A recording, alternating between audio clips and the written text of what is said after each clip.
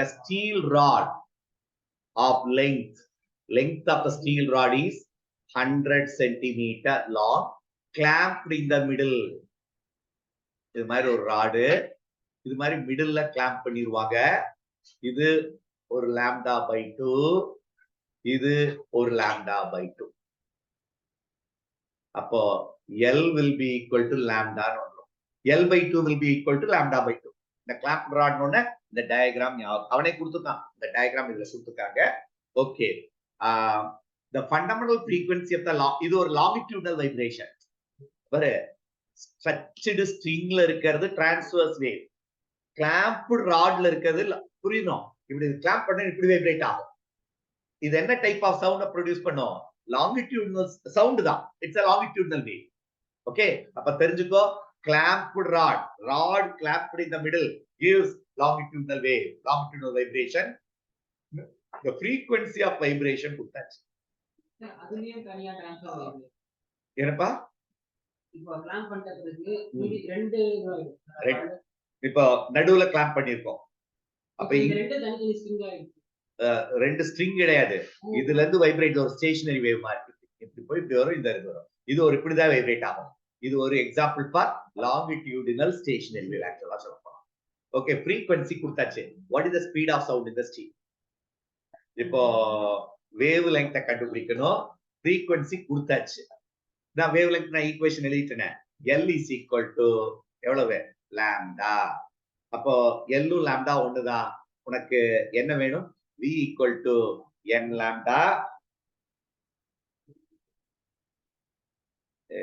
இல்ல, L is equal to lambda/2. ஏன் சொல்லு? நான் தப்பா தான் எடுத்துட்டேன். எதனால நான் எடுத்ததான் தப்பு, மத்தபடி டயகிராம் ரைட்.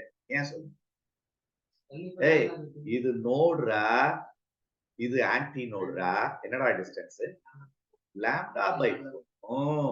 இது ஒரு λ/4. அப்ப length of the rod will be equal to, நான் எடுத்த டயகிராம்லாம் ரைட் தான், அந்த கான்செப்ட் தான் தப்பா எடுத்தோம். நோடுக்கும் ஆன்டி நோடுக்கு இடையில இருக்க λ/4.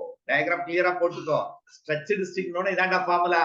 அப்போ L will be equal to λ/2. அப்போ lambda will be 2L. 2 into what is the length of the rod?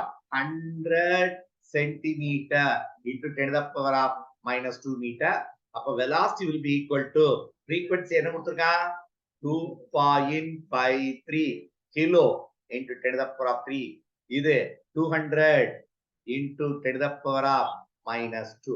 -2 cancel ஆயிடுச்சு. 2 into 2.53 6 10 5.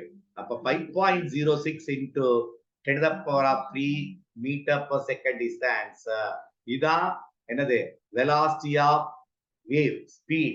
Actually velocity of sound in the rod.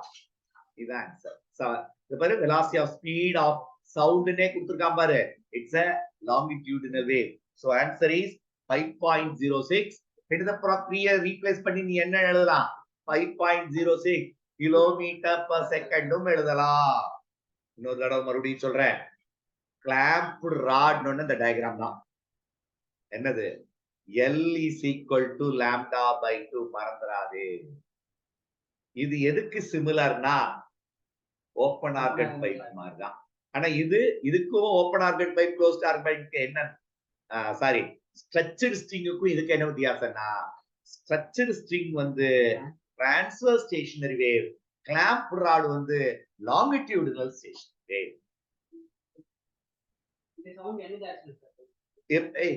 சவுண்ட்னாலே vibration of sound தான்.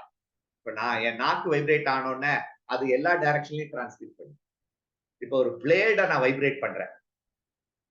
All vibrating body is a source of sound. இந்த வேர்டை ஞாபகம் வச்சுக்க. சவுண்ட்னாலே vibrating பாடி. ஒரு பிளேட vibrate பண்ணோன்னே உன்னையால கேட்க முடியல. ஏன்? the vibration is less than 20 hertz, 20 vibration per second. If it vibrate more than 20 vibration per second, அப்போ it can vibrate in all direction.